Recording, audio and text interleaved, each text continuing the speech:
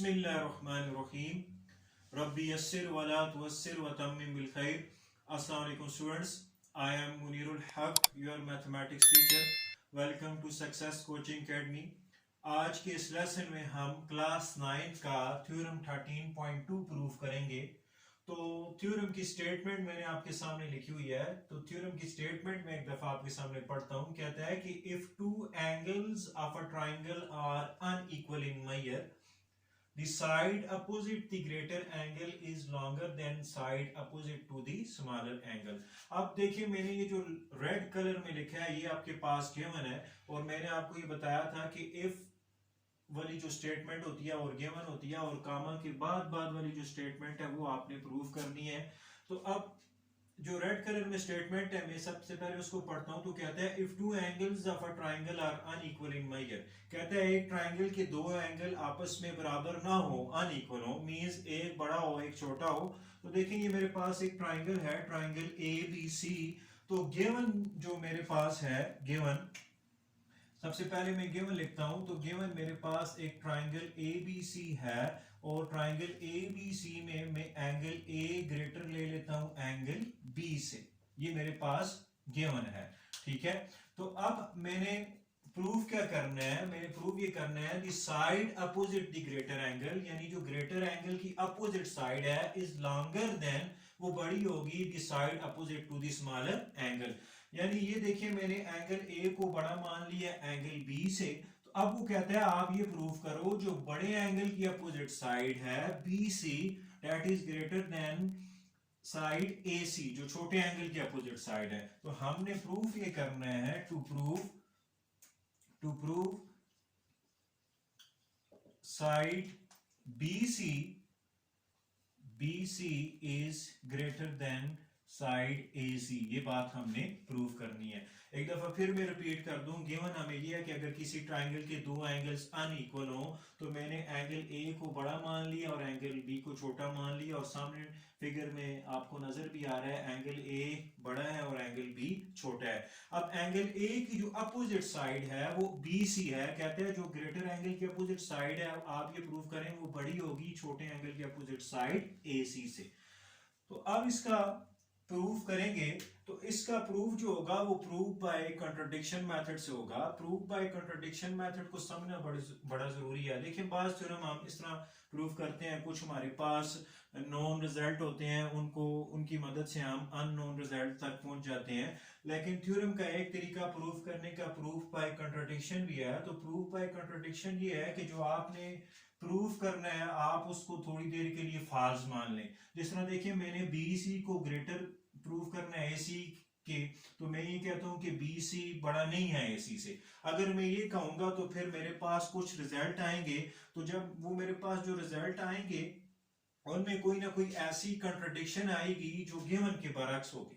यानी आपके पास जो मैं जब नीचे प्रूफ करने लगूंगा उस थ्योरम को, तो मेरे पास कुछ ऐसे रिजल्ट आ जाएंगे जो गिवन को कंट्राडिक्ट करेंगे। यानी जो मेरे पास given angle A is greater than angle B है, इसको कंट्राडिक्ट करेंगे। तो फिर मैं ये कहूंगा कि ये जो मैं बी सी कह रहा था बड़ा नहीं है ए सी से, ये मेरी सपोजिशन रॉन्ग है, और बी सी बड़ा ही है ए सी से। देखिए, इसको आप इस तरह समझें। फॉर एग्जाम्पल, एक गरीब बंदा है, गिवन हमें ये है कि गरीब बंदा है और उस पे इल्जाम है चोरी का, ठीक है।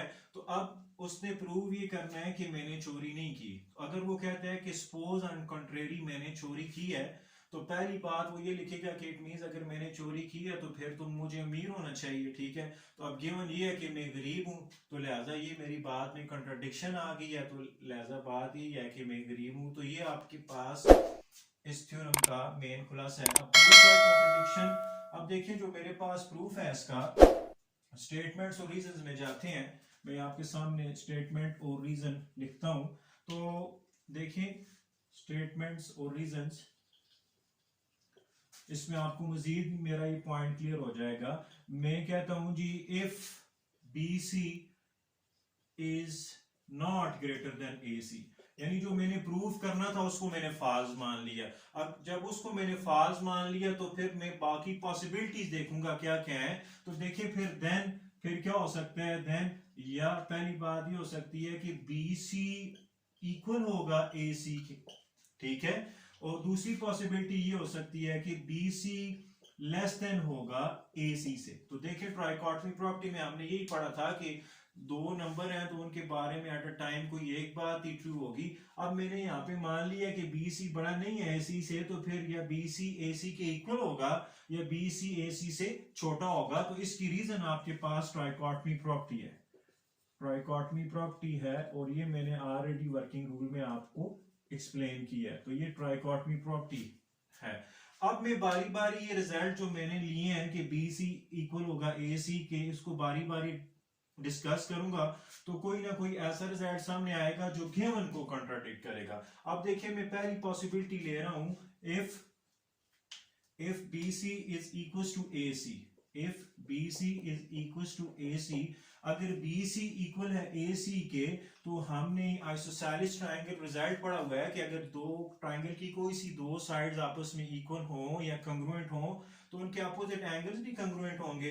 अब BC का आप अपोजिट एंगल उठाएं तो वो एंगल A बन रहा है, ठीक है, एंगल A बन रहा है, और आप AC का अपोजिट एंगल उठाएं तो वो एंगल B बन रहा है, यानी एंगल A और एंगल B आपस में इक्वल आ रहे हैं। इसकी रीजन क्या लिखूंगा कि एंगल्स अपोजिट टू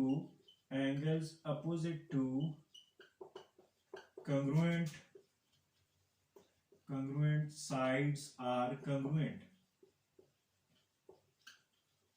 तो देखिए मेरे पास गिवन ये है कि एंगल A बड़ा है एंगल B से, और यहां पे एंगल A इक्वल आ गया एंगल B के, तो ये बात कॉन्ट्राडिक्ट कर रही है जो हमारे पास गिवन है उसके, ठीक है। यहाँ पे इक्वल आ गया और गिवन हमारे पास ये है कि वो एंगल A बड़ा एंगल B से, विच इज, तो हम ये लिखेंगे विच इज कॉन्ट्रेरी, ये उसके बरअक्स है टू व्हाट इज गिवन, जो हमें गिवन है उसके ये बरअक्स है। तो इट मींस कि BC AC के इक्वल नहीं हो सकता। अब दूसरी पॉसिबिलिटी देखेंगे, तो अब इधर मैं ये लिख दूंगा कि hence BC is not equals to AC, BC AC के इक्वल नहीं होगा। अब मैं दूसरी पॉसिबिलिटी देखता हूं, if BC less than AC, अगर BC छोटा है AC से, तो इट मींस कि दो ट्रायंगल की दो साइडें अगर BC छोटा है AC, तो BC का जो अपोजिट एंगल होगा, ट्रायंगल इनइक्वालिटी रिजल्ट ये कहता है कि जो छोटी साइड का अपोजिट एंगल होता है वो छोटा होता है किससे, बड़ी साइड के अपोजिट एंगल से। अब BC का आप अपोजिट एंगल देखें तो एंगल A बन रहा है, और AC का आप अपोजिट एंगल देखें तो वो एंगल B बन रहा है। तो angle A is less than angle B। तो इसकी रीजन क्या लिखेंगे, angle opposite to smaller side is smaller, यानी जो स्मॉलर साइड के अपोजिट एंगल होगा वो भी स्मॉलर होता है, वो छोटा होता है। ये देखिए ये अगेन कंट्राडिक्शन आ रही है, गिवन हमारे पास ये बन रहा है कि एंगल A बड़ा है एंगल B से, और यहाँ पे एंगल A छोटा आ रहा है एंगल B से, विच इज आल्सो कंट्राडिक्शन। तो ये भी कंट्राडिक्शन आ गई, विच इज आल्सो कंट्राडिक्शन, ठीक है। तो which is also contradiction, hence इससे ये पता चला कि BC जो है वो आपके पास not less than AC, BC AC से छोटा भी नहीं है। अब BC AC के इक्वल भी नहीं है और BC AC से छोटा भी नहीं है, तो फिर तीसरी एक बात ही रहती है, वो क्या होगी कि BC AC के बड़ा होगा। हेंस हम ये लिख देंगे कि BC जो है वो AC से बड़ा होगा, यानी हमने ये जो सपोजिशन की थी कि BC इक्वल नहीं हो, BC बड़ा नहीं होगा AC से, तो जो हमने रिजल्ट उसकी जगह फिर लिए थे तो उनमें तो कंट्राडिक्शन आ गई है, लिहाजा जो हमने प्रूव करना था वो ही ठीक है कि BC बड़ा होगा AC से। तो ये आपके पास थ्योरम है, ये बड़ा इजी थ्योरम है, आप इसको एक दो दफा प्रैक्टिस करेंगे तो ये बिल्कुल आपको समझ आ जाएगा। अगर इसमें किसी किस्म की आपको कोई कंफ्यूजन है तो आप मुझसे पूछ सकते हैं कमेंट बॉक्स में। बहुत शुक्रिया।